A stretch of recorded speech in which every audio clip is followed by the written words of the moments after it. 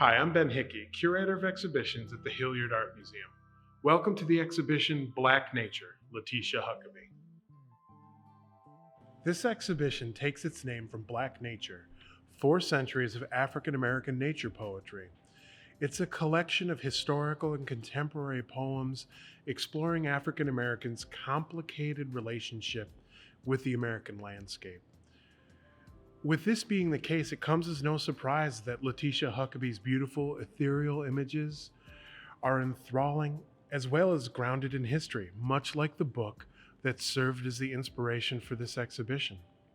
In a recent catalog for an exhibition at Photo Relevance in Houston, Texas, Huckaby explained this series as a visual pilgrimage following the path of exodusters, African Americans who emigrated from states along the Mississippi River to Kansas and Oklahoma in the late 19th century, and an exploration of the remains of freedmen's towns across the South.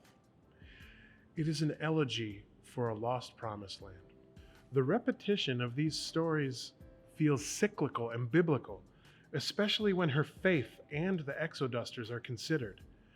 African Americans' emancipation is analogous to the story of the Israelites in the book of Exodus, in that both were freed from enslavement and embarked on a collective journey to find a place for themselves.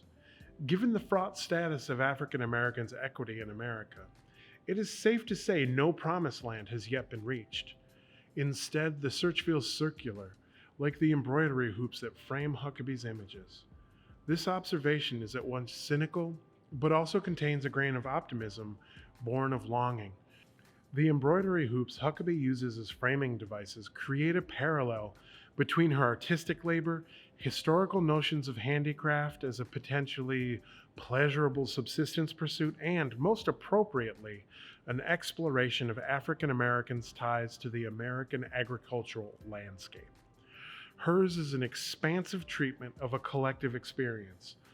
The ghosts of enslavement, the land as a source of nourishment, the purported abandonment of the rural for urban environments, and a history of denied opportunities.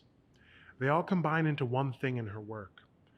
Treating the agricultural American landscape symbolically is exceedingly fitting when addressing collective African American identity. Huckaby's aesthetic choices reject the supposed urbanization of African Americans as a means of obfuscating their shared trauma in America, and replace it with a bittersweet, bucolic vision.